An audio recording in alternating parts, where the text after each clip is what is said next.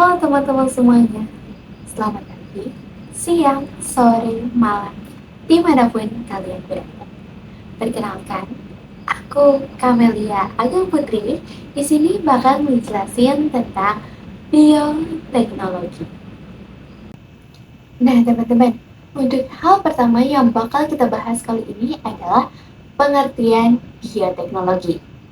Jadi, bioteknologi itu berasal dari bahasa Latin. Bios berarti hidup, techos berarti penerapan, dan logos berarti ilmu. Bioteknologi adalah cabang ilmu biologi yang mempelajari pemanfaatan makhluk hidup, seperti bakteri, fungi, dan virus, maupun produk dari makhluk hidup, seperti enzim, alkohol, antibiotik, asam organik, dalam proses produksi untuk menghasilkan barang dan jasa yang dapat digunakan oleh manusia. Hmm, Barang dan jasa apa aja sih yang dapat dihasilkan dari prinsip bioteknologi? Tunggu sampai akhir ya. Lalu selanjutnya, makhluk hidup dalam bioteknologi itu disebut dengan agen bioteknologi, teman-teman.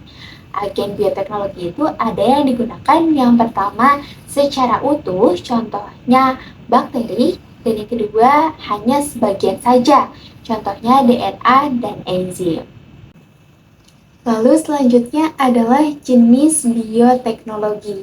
Nah, teman-teman, untuk jenis bioteknologi ini terbagi menjadi dua. Ada bioteknologi konvensional dan bioteknologi modern. Di sini kita akan membahas terlebih dahulu tentang bioteknologi konvensional. Bioteknologi konvensional merupakan bioteknologi yang memanfaatkan makhluk hidup atau mikroorganisme secara langsung dan umumnya secara utuh untuk menghasilkan atau memodifikasi produk dengan cara, prinsip, dan teknologi tertentu. Berikut ini ada beberapa contoh hasil dari bioteknologi konvensional. Yang pertama di sini ada yogurt. Yogurt ini teman-teman dibantu oleh bakteri Lactobacillus bulgaricus dan Streptococcus thermophilus.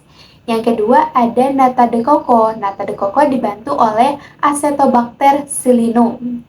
Dan yang ketiga adalah tempe dibantu oleh Rhizopus sp, dan ada kecap dibantu oleh Aspergillus fuenti dan Aspergillus oryzae.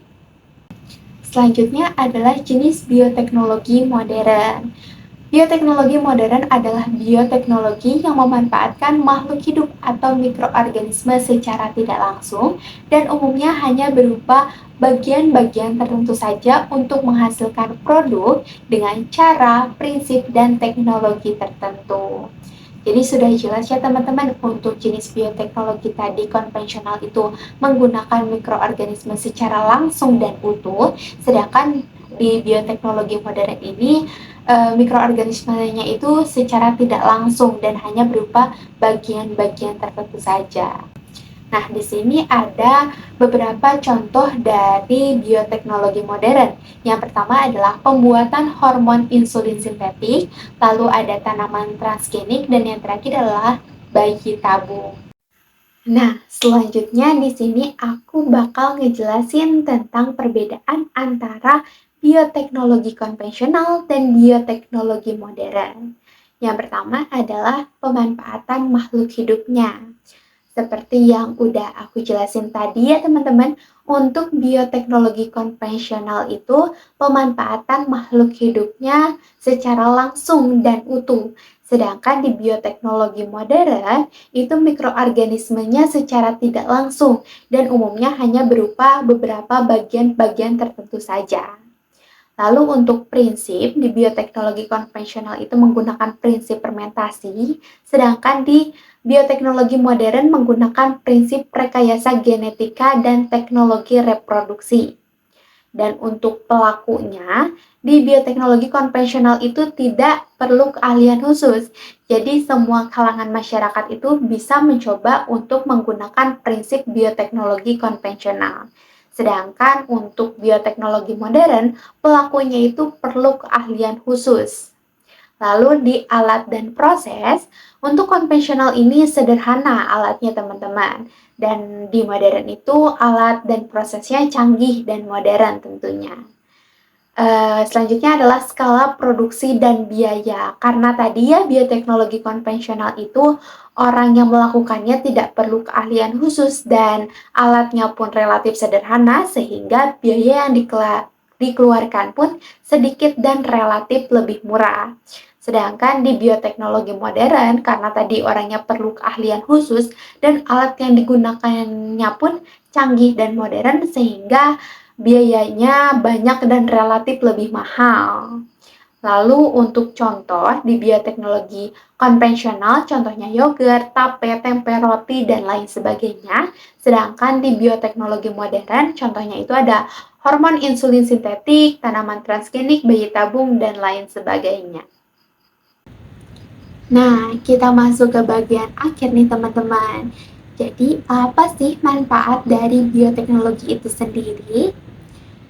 Yang pertama, untuk manfaatnya adalah mengurangi adanya pencemaran lingkungan dengan menggunakan cara penerapan pada proses daur ulang yang dilakukan dengan memanfaatkan bakteri atau mikroorganisme lain. Yang kedua, bioteknologi memiliki khasiat dan manfaat yang mampu berfungsi dalam mengobati penyakit-penyakit yang disebabkan oleh bakteri. Yang ketiga, bioteknologi dapat menghasilkan berupa obat-obatan yang diketahui lebih murah dengan hasil yang lebih efektif. Dan yang terakhir, bioteknologi dapat meningkatkan hasil produksi pertanian, perkebunan, perikanan, karena dapat meminimalkan resiko-resiko yang sebelumnya dapat terjadi sebelum penggunaan bioteknologi. Nah, jadi teman-teman itu dia materi bioteknologi yang dapat aku sampaikan. Kurang lebihnya mohon maaf dan sampai jumpa lagi.